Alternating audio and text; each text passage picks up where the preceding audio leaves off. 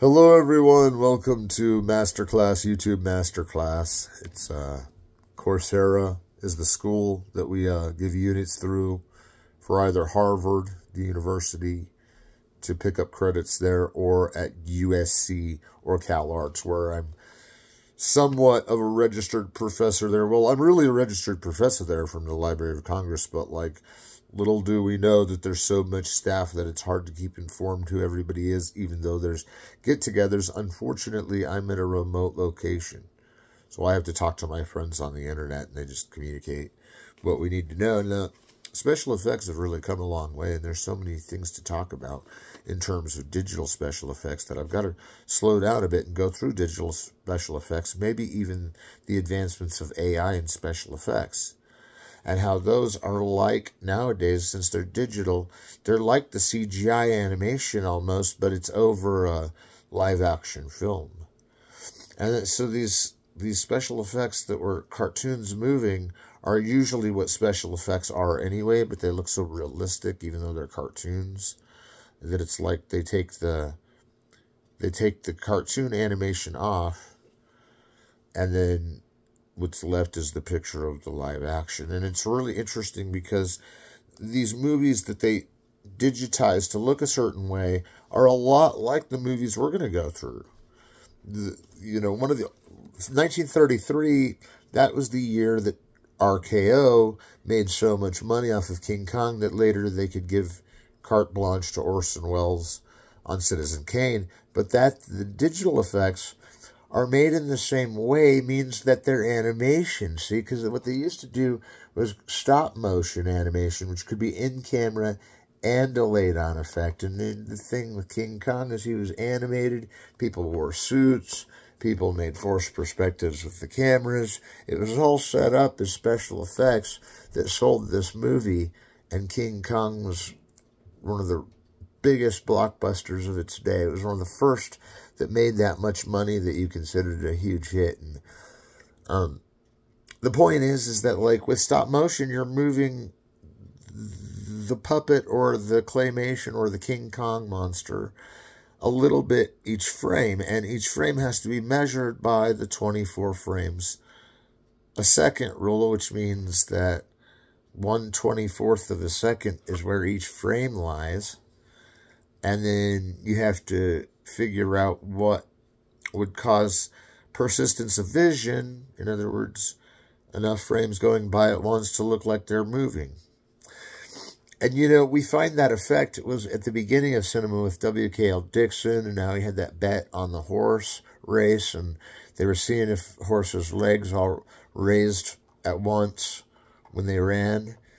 And so they took a bunch of pictures of them, succession of pictures, and when they flipped them through, they looked like they were animated, or that horses were, all their legs were up, though. And W.K.L. Dixon won the bet. He said, I knew all horses' legs were off the ground at some point when they're running, but you have to stop it right on the frame to see it. Well, now we're like building those frames piece by piece. We've heard the painted silent films where the nuns paint the silent film of Jesus, and but the real hard thing about moving it tiny bit by tiny bit is you've got to calculate to the scene what you're doing in King Kong. The same is true when you're working with digital effects, because in digital effects you're taking big chunks of data and applying them to the screen in the same way that you would mold a stop-motion puppet.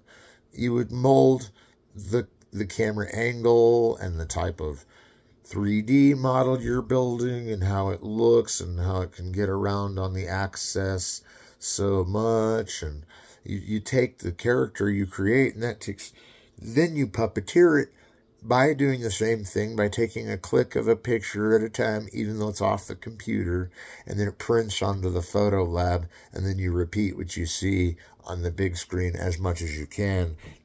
It's still being covered up with effects. And I mean, Citizen Kane, it came RKO too. And Disney came out of RKO, but you think about the special effects on Citizen Kane. Every scene is like a shot cut. Every scene has a special effect in it. Every scene, from the scene where the ball pops and he's saying Rosebud and twist the camera. I mean, it's almost like he's doing this ideal student film or project for his school in New York, and he's got it all figured out, and now it's about William Randolph Hearst, and he does all these different ages, but really even his aging back and forth, young to old, isn't necessarily him aging. It's that he's using special effects, and that he always kind of disfigures his character. We're going to see he doesn't exactly negotiate the problem with Othello, though it is many an evidence to movie to be sworn by. And I think that if you look at how the digital effects are made with each picture shot at the 3D model that you've built, and when you fill that in with color, then you can really put it on the screen, but that you have to capture the illusion every few seconds anyway, or every second, and hope that you can find a pattern of how it would move so you can make the slide from one angle to another angle easier, because you know it's already the response it's going to have as a creature. Now, this is what we got into at the Writers Guild decisions back during the strike, is that we did not want to have any use for AI on our computer. Because why? Because AI writes the story for you, or let alone directs the story for you, or whatever AI wants to do, it tries to do, and usually fails, because if AI is coming out of a medium that's generating special effects, then it's perfect. Or a video game, perfect. But think about a video game, they're kind of like cartoons too, but they're like more internet prone, because you can play extra players on the internet.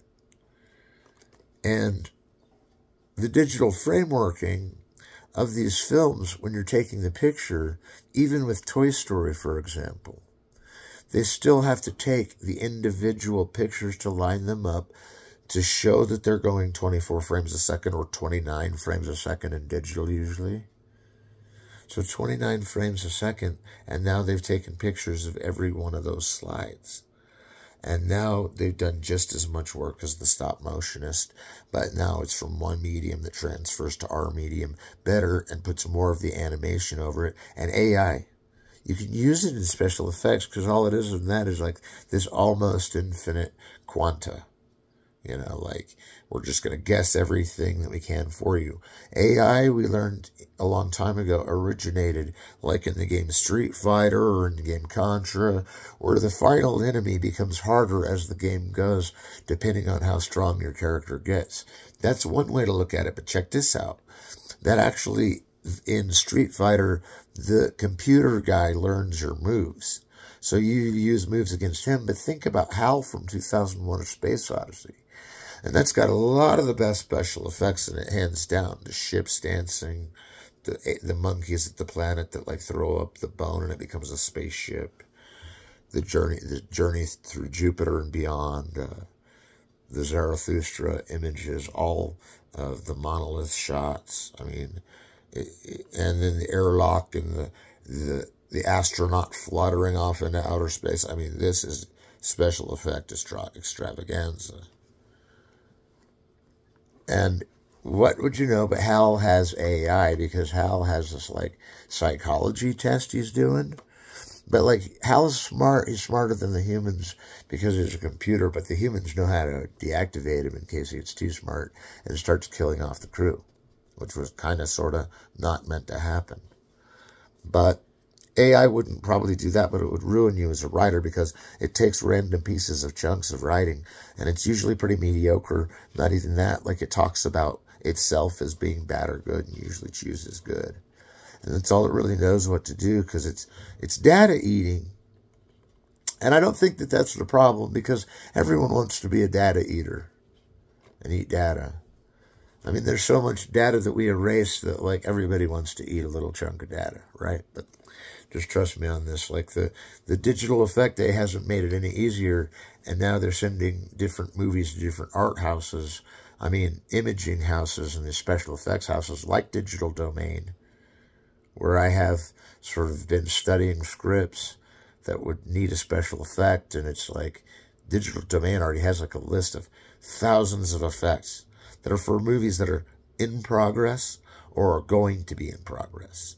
And they've always got like this huge playlist of everything they're releasing. And nowadays, on all movies with special effects, which I love about comic book movies and Transformers movies, is because they're always blowing everything up and blowing up the bad guy, and they're fighting. And it's these big special effects like Pacific Rim, you know, these big robots battling.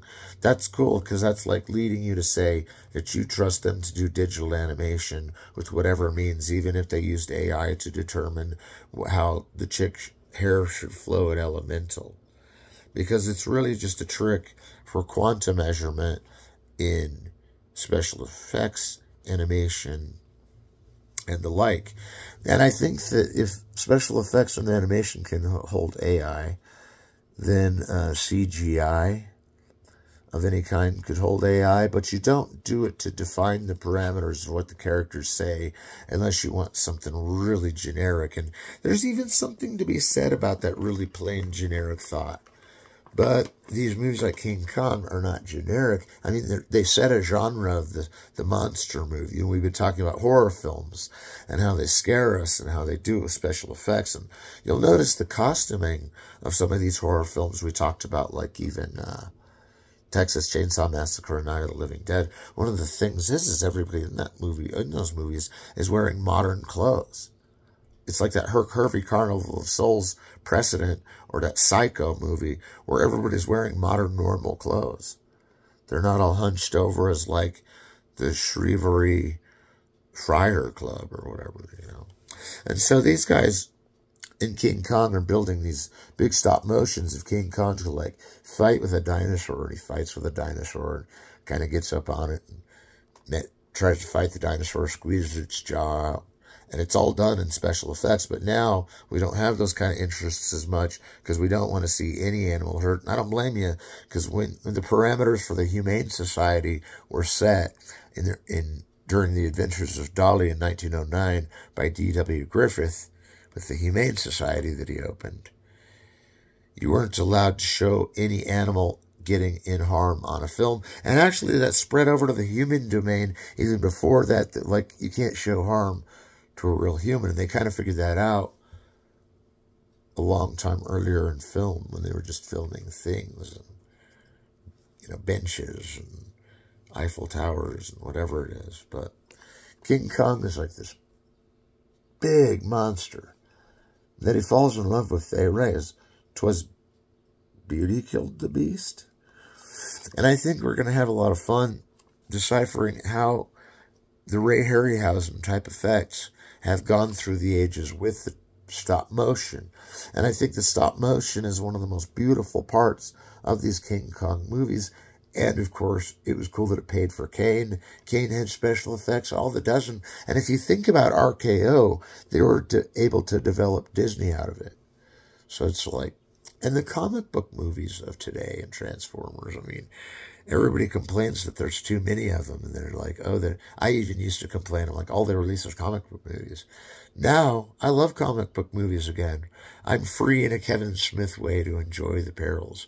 It's like Matt Klickstein. Comics are something you can't retreat from. They'll always find you. They'll always find you.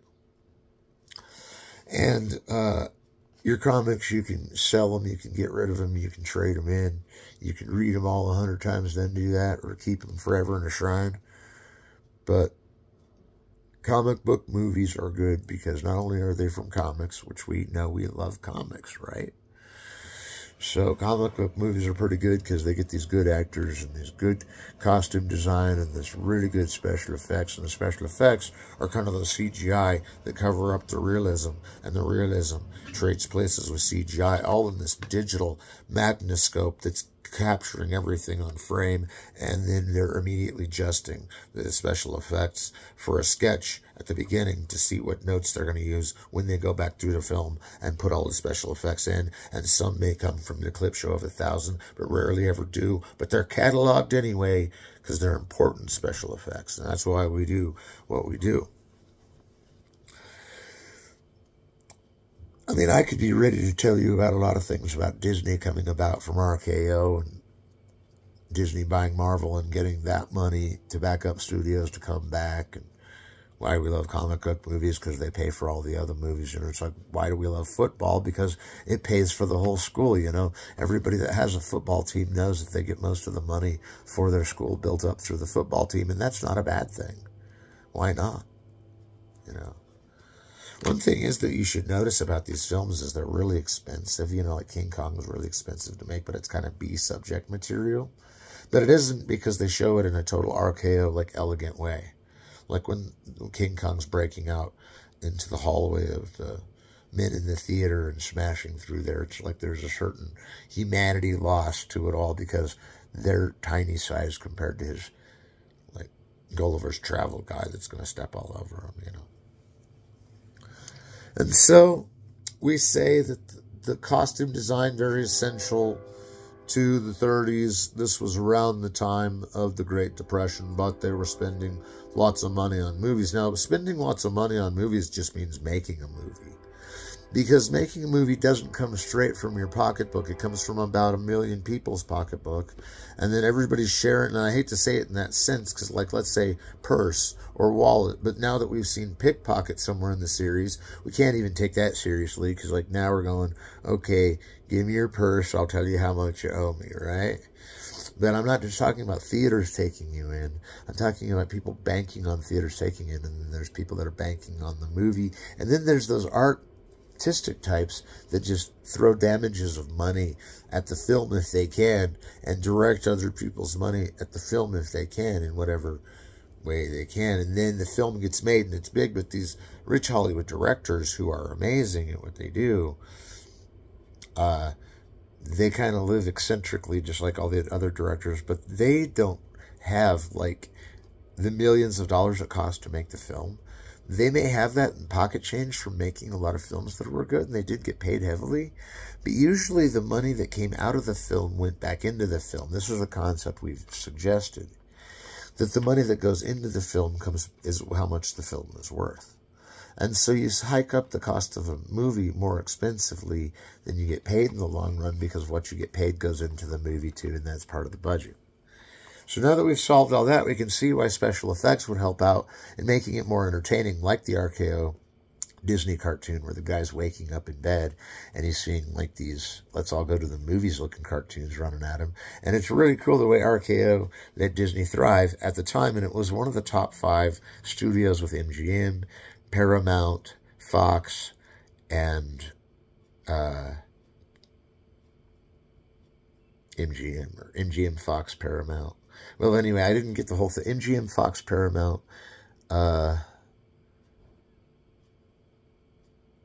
Universal, no. I'm sorry. I was trying for the big 5, Fox, you know, Universal, MGM.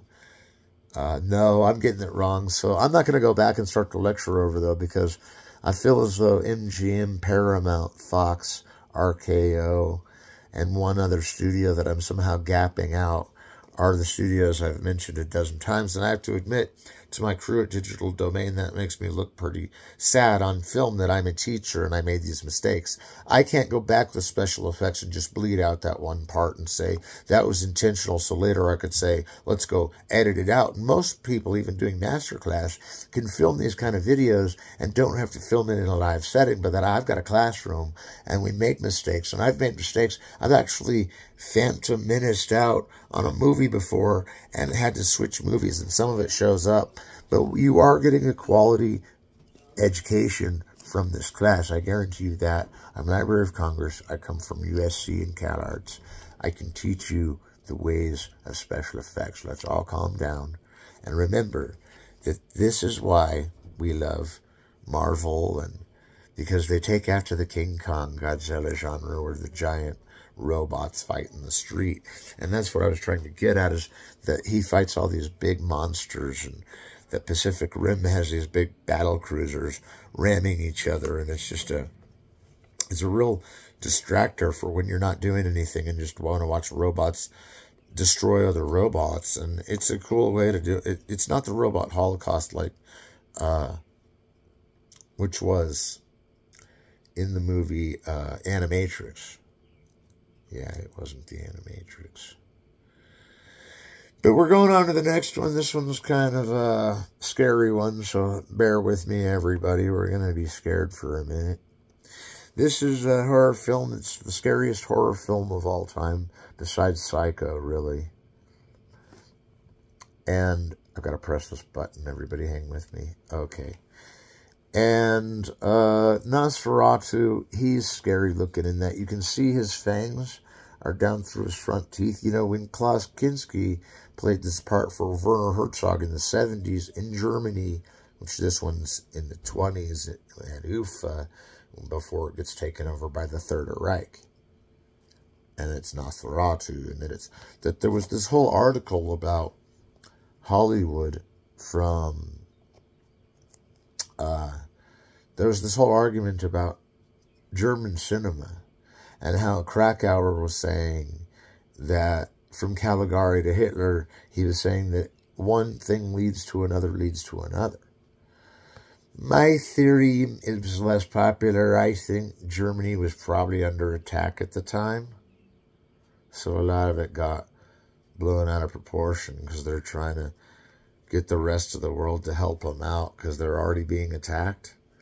I mean, I'm not sure how much of the war Germany really initiated, but I'm not trying to get the Third Reich off the hook either, because they're savage barbarians and should be allowed to only exist in Germany, where they had the world's biggest studio, and it was bigger than Bollywood, bigger than Hollywood, UFA Pictures.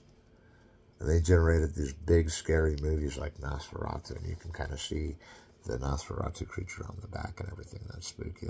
I've seen that before somewhere.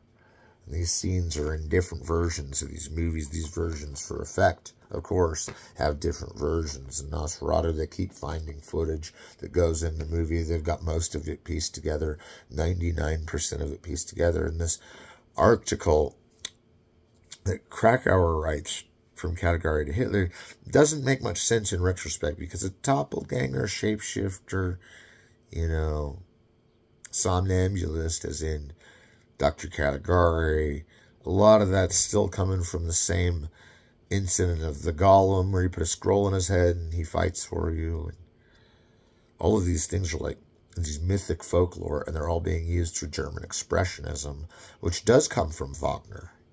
He's an adjustment to Romanticism. We have German Expressionism, and it's a film movement in the silent era of Germany, when Germany was making Metropolis and they had the most money of any industry all over the world. The Third Reich collapsed it because they wanted to only make movies pertaining to the Third Reich, probably because Berlin was under attack. Now, at this time, Berlin was retaliating, so who knows who draw fire first in these wars? I guess these guys draw fire every day as it is. You know, I don't even know how they kept war from breaking out. Now, Nosferatu follows the Dracula image to Bram Stoker. Remember that Bram Stoker had special effects of his own.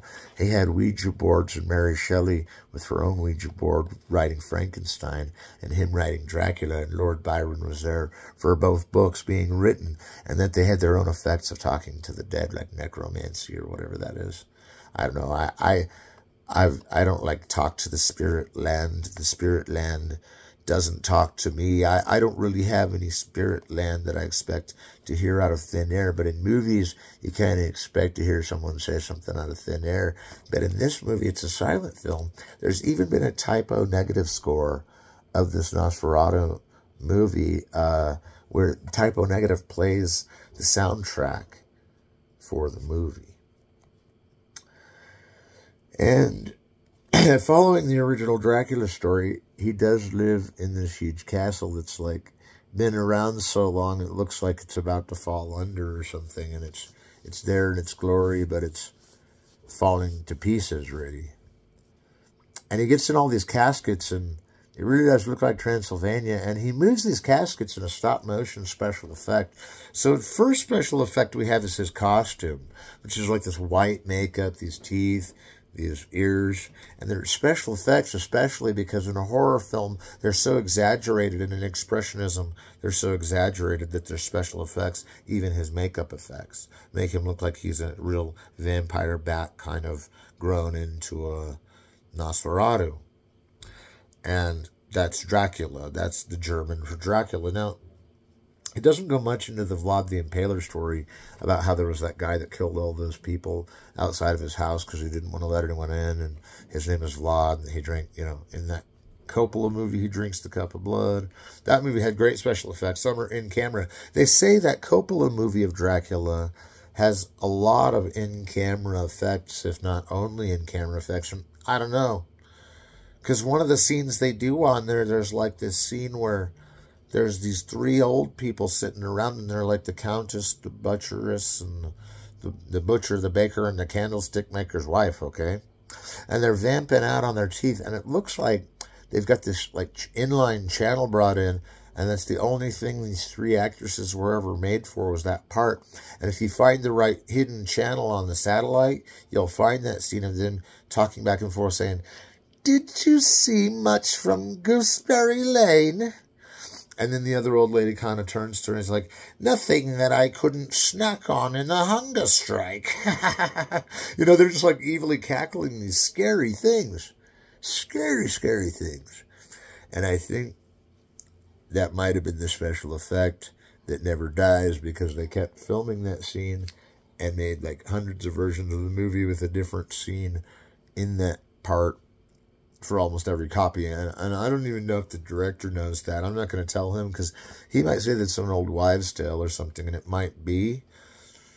But I've clearly seen that movie in like 4 or 5 different versions that might have been even disco edited in a bad way by the video store or the video company that had to format to fit the film.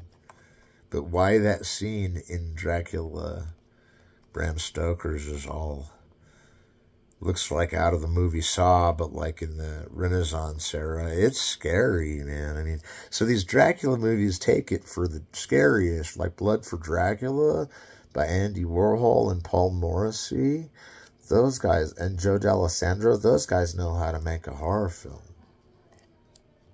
I'm amazed at how, when I was able to train my cousins, Ashley and Amanda, at filming as a director and filming as a writer and writing and directing, and they loved it. They were really good at it. They were probably better than I am, because women have a certain intuition about where the shot needs to go. Men are just kind of guessing it, I think. I don't really know that I'm going to get a certain place in heaven for betraying my male ranks by saying it's good to have female producers, but if you let them direct the movie, then it's no wonder that the data will come at you later and you'll realize this is like much more what I intended, and it's someone else doing it. And then those special effects, you do have disappearances with fog and dissolve, and the fog and dissolve is abundant in Nosferatu. I mean, the fog and dissolve, and this one leads up to Carl Dreyer's Vampire, and there's sort of these lay vampire movies going around before Nosferatu. We all know about lay vampire with Irma Vep and the whole bandits, and how they're psychological vampires and they're jewel thieves, and they're going around Paris and Gironde and Mazamet, the guys that run the counter at the French detective agency. They're journalists. They're journalists that become detectives, and they track down the vampires because one of the vampires, Irma Vep, which forms into the word vampire. Irma Vep bites the girlfriend of Gerard, and takes him 8 more movies and a ton of booby traps. But everywhere in that film is something booby trapped. And in that scene where that guy pulls that cannon back, in like the Thundermaster, he pulls that cannon back and blows that ship up in another frame. It's so articulate, and how it's creating this big demise with the seedy underworld, that now we're going back to the Dr. Mabuse days, when all is kind of this magical illusion. And there you have something like today's Prestige, where the doppelganger is actually generated by electrons that bring this guy's, like almost like his clone, back to life.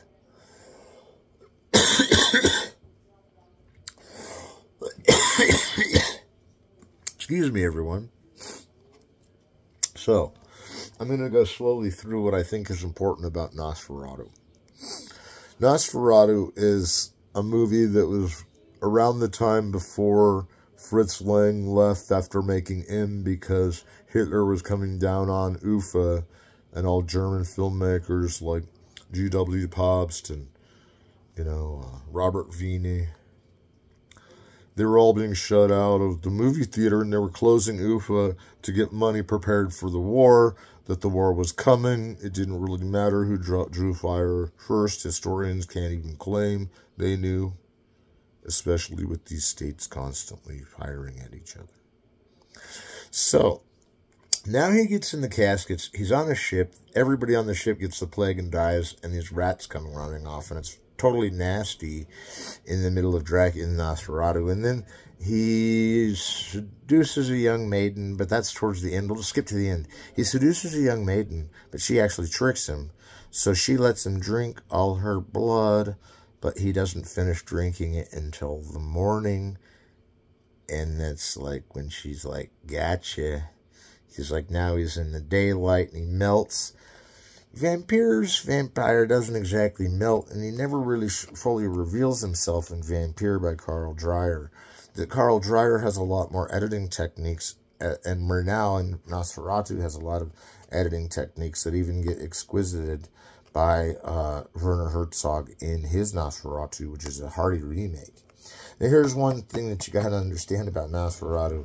Now, Max Schreck, that played Nosferatu and wore all the makeup that is special effects, and all this, he was so into the part that he thought he was the Nosferatu for a while. And F.W. Murnau was this really daring, eccentric director. And there's this movie called Shadow of the Vampire with Willem Dafoe and John Malkovich. And John Malkovich plays Murnau, and he gets into making the movie, and Nosferatu, Max Schreck, is playing it as though it's Willem Dafoe in that movie, and he's like eating spiders. He's like totally demented. He's like gone over the edge just to become the Nosferatu of the movie. So you can see how special effects can really start to affect even the cast. And sometimes the ideal is not looking at the whole overwhelming nature of the special effects, but having them layered on by the effects agents that will print them on and will print the scene at a time. They'll actually build a scale model of these places so they can use a camera to film every angle of the place, so they can navigate the 3D image through the background of every gate filmed. And Nosferatu, though low tech, has enough special effects in it to be called one of the purveyors of special effects. And that Metropolis is too, with its robot and its like dance number at the end with the water going everywhere. Its pleasure garden. Metropolis has scenes that they've just found that make it even more valuable. It's like 2 hours and 20 minutes now. Metropolis also has the underground pit and the people coming on the stairway slow. I mean, the elevator slow. I mean, Metropolis is the special effect ground zero of cult followings. And then you got to kind of think about, like, later when they were making Orgy of the Damned, the one that Ed Wood wrote and he didn't direct, but I'm thinking not only costumes, but really his jump cuts, which are hard to explain and usually accidental, does not betray Ed Wood as a bad use of jump cut in its footage that you can get from a movie, stock footage, that you can get free footage that's just stock footage. And there's all kinds of stock footage that I've like narrated to on my own show, Dungeon Master. And stock footage can be a brilliant way of cutting away to something even that has a theme like the one you're studying, or is just cutting edge filmmaking. And I think we're ready for the next one. We might come back to King Kong. I think we're good on Nosferatu, except that isn't it weird that when they did the Werner Herzog one and the Klaus Kinski one, Klaus Kinski was a little edgy, like, you know, in the vein of the Werner Herzog, or in the vein of the Willem Dafoe. Like, Klaus Kinski was like a little edgy, but he is in all of Werner Herzog's films. The only film he's not edgy in is for a few dollars more, when he's got the hat. And boy, are those gunfights more example of guns as special effects. And, you know, Clint Eastwood, John Wayne, they use guns as special effects. They're like their they're the smoking gun for real, that everybody forgets that Dirty Harry is the smoking gun, and these action films use special effects a lot of times like guns, where they'll shoot you and then they'll have this little like jib on you, we've discussed in a previous episode, that'll like explode and like the fake blood will go over you and you pretend like you're dead and it really looks like you got shot, but you didn't. And we're just going fast through all the material today. We'll get Time of Plenty off here soon. We'll have a few days till we come back to Masterclass soon, but we still got a couple of movies to talk about, and I might have to go grab one in a second. But first, the next film I'm talking about in terms of where special effects go and what is drawing the line to reckless endangerment and how MGM lost their shirts on Showboat by James Whale. And James Whale, as we remember, is the director of Bride of Frankenstein, which I couldn't find mine, but Bride of Frankenstein is filmed so perfectly in black and white that all the pictures come out supple. And he's a zombie Frankenstein, so he's always in this like special effect looking mode. And that like the lightning coming down from the sky that bring Frankenstein to life. In Mary Shelley's book, it describes the lightning coming down.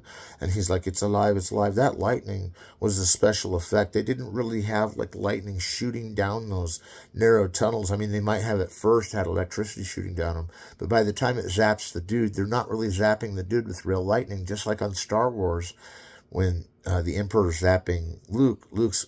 Mark Hamill's just that good of an actor, because they're not really zapping him. And that's one of the things that you have to train for as an actor, is the physical capability to even do the stunt required for the special effect over the top of it. And if it's wavy hair, then you can turn on your AI. But if you're ever writing anything, make sure your A is off, or it'll write some book that you think is yours. And then you'll look back and you're like, this is atrocious and illegal. They made it illegal under my services as well. I was like, no, we don't want to mess with that. That'd be like every script speaking like the HAL 9000 or something. In his later days when he went Buku computer Buku. And one thing that's cool about 2001: A Space Odyssey is that all the astronauts and all the machines that are floating around, and like inside the spaceship even, you get this whole sense of zero gravity that you've never gotten before in film. There's like this pin in midair that he picks up out of the air, and he sets down this stewardess, and she walks upside down and goes in another cabin where the pilots are upside down. And I don't remember when those guys went into cryogenic sleep, but anyway, nobody really remembers like crucial scenes in Kubrick, and even he was trying to see if they were still in the film. No, I'm kidding. But 2001, perfect movie. John Lennon said he watches it once a week. Now, this is Todd Browning. One thing you've got to understand about Todd Browning is he was an absolute circus performer. I mean, a carnival performer, and that he was like kind of a Satanist like James Whale, but James Whale was a homosexual. Todd Browning was more of the bi, more of the hetero. But James Whale and George Cukor had a small relationship, and that was told in a movie called Gods and Monsters. And I don't think they really disliked each other. I made this film at Burning Man. I can't go into it, but it's where James Whale and George Cukor make friends again, and they were never mad at each other, and James Whale was like, didn't feel bad about being poorer than George Cukor now. Everybody's poorer than George Cukor, technically.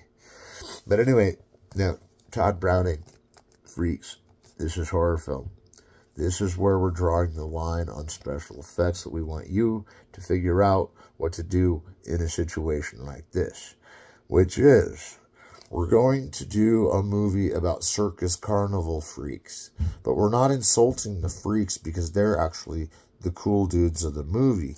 Now that they're all the different types of freaks from the carnival makes us wonder how they were invented and where they came from, because they don't look like ordinary people. One is like a pinhead, one is a dwarf.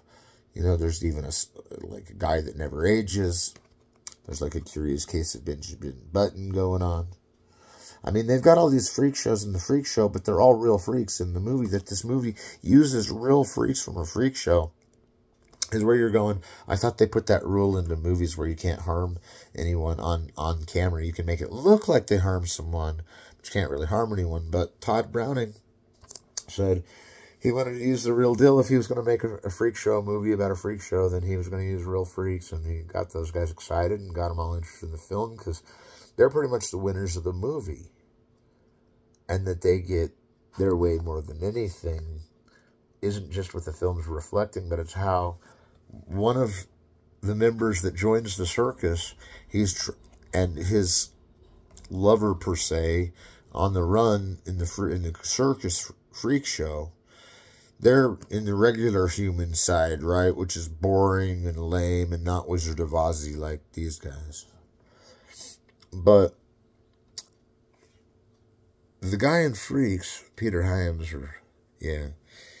he's trying to get his lover or whatever to fool the freaks into inviting them into their club, having her propose to one of the young freaks, and having him say yes, and then her taking all his money and killing him. Now, here's the double indemnity plot coming, because the freaks they initiate her into her club. So then it's way worse when she goes against the club. Now, it doesn't just all happen that fast, but when she proves that she wants to kill the dude and take all this money, then she's betrayed the freaks, and who knows what they do to her. It's all left off screen. There's another special effect, off screen space. Just have a sound for it, and everybody will be losing it. Now, I've heard there's versions different of this film, too, and that, like, at the end of one of them, they show the chicken person that they turned the lady into, or that, like, the guy that has no arms and no legs does light a cigarette in one part of it. I mean, with his mouth and and something to scratch the match on, and then he uses it to light a cigarette and smoke with no arms and no legs in the middle of a rainstorm. Is pretty impressive cinema, you know. And there's this whole idea that, like, everybody's supposed to be like social Darwinists, everybody's perfect, and, you know, these freak show type people are the ones that are showed as the scary ones, but actually it's like saying that the real freaks are the freaks of nature that don't understand those with differences. And I think that Todd Browning does this kind of multicultural thing with it, where he's saying that freaks are cool. These guys that invade their privacy and try to steal their money are the real jerks that are going to end up breaking the freak code, and then the freaks have to take action. That the freaks are all made up, and everybody's all made up, and there's clowns, and there's high wire, and there's everything you'd expect out of a Todd Browning theatrical performance. And in 1933, when it was released, there were other movies coming out, like King Kong and Duck Soup. So there's two other powerful movies coming out. Now, that this didn't do well at the box office was probably because even today, most people claim it's too realistic to what freaks are really like. And I'm like, no, this is real freaks and what freaks are really like. It doesn't look like the real deal. They were using the real deal. So now you've got this debate, like, should you use the real person for, like, the type that they are? And Rossellini would say absolutely yes, because you're trying to reenact it, so use the same people, even if it is. And here they're going in Hollywood. Hollywood's kind of this no one gets hurt, so no one that is hurt or potentially could be deformed can really get into the movie any other way than being the deformed kid in the freak maze or whatever. And that they are pushing against the freaks at all is kind of like them being disqualified. And I thought that if Todd Browning portrayed it in a way that they were actually in the club of their own, they were actually fine, and that they had a whole system together, and it's like they don't know that she's a gold digger and she's going to try and hurt them. And then when they all get in a wreck and in their circus wagons and everything, I mean, it's just this bizarre movie. But like what he's really championing for is the good freak in all of us, like those of us that have like potentially weird habits or like get made fun of a lot and are bullied a lot, can see how like these guys are really bullied and oppressed, and everyone's just kind of walking all over them until they get to the back room where the real show's going on. And I think Todd Browning does a good example of showing that. But is that too much to do? Are you supposed to make a movie about a handicapped person with the handicapped person? How do you make a movie about Stephen Hawking without showing him as, like, seemingly handicapped? But he's not. He just has nerves that don't move, so he can't move anywhere, but he can still speak plainly with his 2 writing fingers. And now you're getting mad at me. You're like, well, why would you describe him with the freaks? They're just scare flags. They're like thresholds. And I'm like, well, of course they're thresholds. And that they're people, yeah. But are you supposed to use, like, if someone's dying of cancer, are they allowed to play a person dying of cancer in a movie? Absolutely not. No harm can come to the person during the movie. They'd have to cancel it. Special effects can't cover that up. But then we're like, circus freaks, though. Most of us laugh at a clown or see it as a good thing that they're exploring differences. And the special effects in this aren't many, and most of it's to show how agile all the freaks really are and how they can take on someone even if she becomes one of us. Now, in that scene where they're drinking all the wine, it's edited like a classical movie, and so are these 2 movies edited like classical movies, King Kong and Nosferatu. If they were all classical editing, was one thing I forgot to mention, that the editing style is very 180 degree. I was going to say 360 like in, or 720 or 1080 in 2001: A Space Odyssey. You know, every direction and every direction and every direction. You know, mass width and height. But you got these King Kong and Nosferatu and freaks that they're shot on match on actions, they're shot on match on line of sight, they're shot on 180 line, they're shot over shot, and then the special effects are made on another camera and showed in another way, and then they're adding the 2 frames together, and it's those Ray Harryhausen stop motion type things. Only it's Ray Harryhausen, yeah, he talks on this DVD. And it was Marion C. Cooper that directed it. And then Nosferatu is Murnau. And Murnau, we all know, died in a car crash on the set of Taboo. And Murnau used special effects all the time, especially with lighting and coloration of the screen. And then also, like, elliptical fades. And that he'd do transitions that were, like, dissolves. And that he eventually did sunrise. Years after Nosferatu, when he went to America, when the Reich took over and Fritz Lang ran and Murnau ran and all these directors went to America. But before all that, they had this glorifying Metropolis Nosferatu kind of showdown, Caligari showdown that supposedly led to the Third Reich, when the Third Reich actually shut it down. I don't know how they got that confused. But this editing is, like, very subtle in all of these. It's subtle editing because it just basically goes to the center of the action and goes to the next center of the action. And even if it has to come to a frame where the action's added to one side and the action's added to the other, and then they're combined together in the frame, and they're fighting, and they're these big monsters. I mean, the King Kong is a big monster.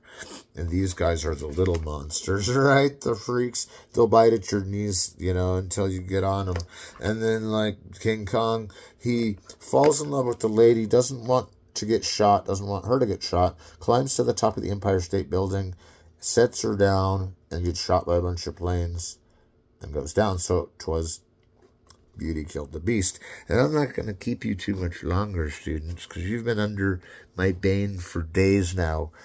And we shouldn't quit yet, because we have a few more things to say about all of these movies, Freaks, Nosferatu, and King Kong. But for now, what I want to get across the point is that their editing is like chain reaction oriented, or cause and effect, or eye of line of sight, you know, which is showing the character's face and then their point of view of what they're looking at. You know, if I reverse the shot, reverse shot, where you never cross the 180 line, you know, where it's someone talking over here, you shoot the camera this way.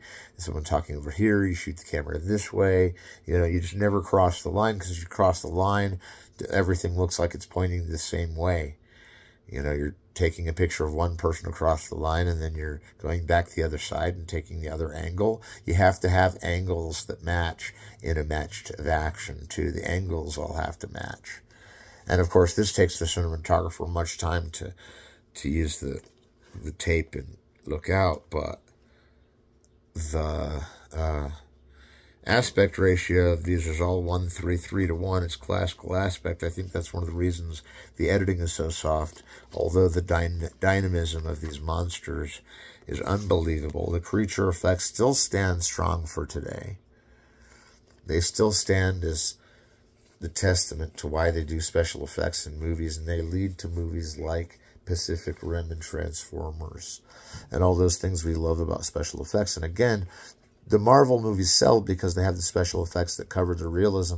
The realism is there with the actors doing a trick, but the actors have to do stunts in line with how the digital effect is going to be printed over the top of everything. But sometimes the camera is going on a digital meter, so it's an easy shot to attract in the digital painting, the digital moving painting that's been abstracted from a computer into a printer and onto the film stock for the final realization of what is a special effects reel that's added into the movie and especially plays that way. And I have to say, Freaks, its special effect is the costume, the way they brought these guys to life from like this ancient carnival or something, and they seem out of their dimension. And King Kong, again, I mean, that he's taken on all these animals at this island like a dinosaur. He's always added in his stop motion, and they really showed off with King Kong what they could do in early Hollywood. And got to give Duck Soup and Freaks and King Kong in 1933 hand of applause for being the ultimate, most outrageous movies, because Duck Soup ends in total apocalyptic inferno. I mean, Duck Soup's the one where the Marx Brothers go to war and they destroy everything and everything destroys them. And it's done in a slapstick, funny way. So really, if you want to see a movie, and they did a Duck Soup thing like that with Tropic Thunder, and they showed how the special effects were fake anyway on a war film. And then these guys are getting killed for real. So then the real stars have to go to boot camp and join the war. But all the special effects in that are tricky because they're showing you the special effect and how they do it because they're filmmakers within the film. And I thought I'd mention that because those are other objectives not to be denied. So while you're preparing for the next lecture, and it'll probably be again on a couple of horror films we haven't covered, but I don't know if I'm going to cover certain ones. I mean, one thing I'd like to say about horror films is there are also the Kenneth Anger modules, like his Lucifer Rising, for instance, or the Dome, the Pleasure Dome. You know, you get these films that have these like subliminal messages of kind of these Satan stars or whatever. It's cool how they put these subliminal messages in that you see later on like a Nine Inch Nails poster, you know, these subliminal messages that are appearing in that, the Nine Inch Nails videos have subliminal messages. Kenneth Anger did this one called Invocation of My Little Brother or whatever. And that one is like the first music video I've ever seen. It has Led Zeppelin, Anton LaVey's in it. I mean, all these bands used to be satanic, and Jethro Tull and all those guys. But they all knew Kenneth Anger, who was a Satanist. But he was around in the French New Wave only to organize the American films to be seen before he had to return after making Fireworks and gone to France for a while and gotten into some trouble and got some money from the jewel thieves. And this isn't Le Vampire playing itself out again. But Kenneth Anger's been making movies all over the place and just leaving him only for that place to have his sacred movie be there. So, like, the ones you got to take into account are like the Lucifer Rising ones, and the special effects are really these subliminal messages that are either filmed on a quick take in between take, or they're drawn onto the film in between take. And the in between take means you put it through, you put the regular pictures through that are going to be seen in succession but faster, and then you put a couple of jump cuts to the subliminal message just long enough so it gets onto the brain and you see it forever. And that's what you're looking at, is a subliminal message flashing by. And there's other music effects that we didn't even consider that even Lucifer Rising and Invocation of My Brother kind of have this way of MTV. And I think Kenneth Anger with his fireworks film, where his firework blows up in his pants and everything goes wrong. And I mean, he's a great filmmaker. He's a wonderful, wonderful filmmaker. Just passed away. And so did our dear Roger Corman, who I didn't really know him that well. I didn't really know Kenneth Anger that well. I had gotten to meet them both at one or two times, and I don't want to exploit any on that right now because there's a lot of really sad people that are really hoping that there is some kind of way we could all meet again in a dimension, even if it is a computer that makes it happen. But I'm not going to go the AI route on that because I just wouldn't want to see how that ended. But anyways, let's face it this way. We've got all these films discussed, all these special effects that we're talking about, all these other movies we could be talking about special effects. We didn't even talk about Die Hard in this class yet. And I didn't even talk about Die Hard all that much in the first Masterclass, although I had to bring it up. And I think it's one of those movies that really relies on special effects. You know, like Jurassic Park really relies on special effects, but it's one of the best. Like Jaws is one of the best because it's like those expressionist movies that exaggerate the beast that's coming after you, or the King Kong, like the beast that's coming after you that you have to destroy is like 10 times huger than you, but sometimes you just got to knock it off the Empire State Building. And those are really big effects, and only the movies can do that for us, and only the movies bring us Godzilla and all of our versions and all of its versions, Transformers, everything. You got to keep your eye out for what they're animating in the film and that they make it giant. It's like back to the rotoscope or empty rotoscope, because with the giant, you're composing everything to be taller. Therefore, you just film the perspective that they're tall and then shrink all the other footages or have them on a perspective rank of being photographed in camera so that everything looks giant. Then in Transformers, everything looks giant. Nosferatu, he's pretty ominous, but he doesn't even get as big as the one in the Coppola version with those ladies. Oh my gosh. And in Freaks, they're a big club. They're a big underground organization, but they're not the giant that King Kong is or Godzilla is or the Transformers or the Jurassic Park dinosaurs, and those are big. And so then you have the Ray Harryhausen When Dinosaurs Rule the Earth that's even featured across the banner in Jurassic Park, and we think the stop motion is so amazing. We love digital and the way it's like totally convinces us the dinosaurs are real. But so does Ray Harryhausen with his stop motion. And that stop motion is moving the piece a little, indenting the piece and moving it a little each frame, depending on if it's to sound or image or to music. And then that you're doing the same thing on computer that you're building with this 3D model, and then you can kind of move it in 3 directions infinitely. But that you're playing with a space that you're also inventing, and that 3-dimensional object. It goes through the same choices of whether it wants to move. And if it moves, then you have to take an individual picture of each movement, even if the computer projects how those pictures are going to be and kind of makes it faster. Because you have to do that in regular printing too. You have to print out the next 5 frames to make sure it's still going the right way that's intended, even by measuring the film stock. And I'm not going to get too into that because it gets real confusing, but we will talk more about editing next time, more about the editing techniques that really, even Kenneth Anger with his subliminality had editing techniques that were really sharp and jumpy. Not just the in between the frame takes like you see in LaRue, where they have like 1 second of a frame and you're trying to see what it is amidst all these other spitter spat of the pictures, or the pictures taken off the end of each scene put together at the end in kind of this calligraphy of identification with the film. And on that note, I think I'm going to let you guys go back to bed and curl back up and read a nice book and go have a J or something, because I'm going to go and see how long this class lasts, because we got 6 classes left or more.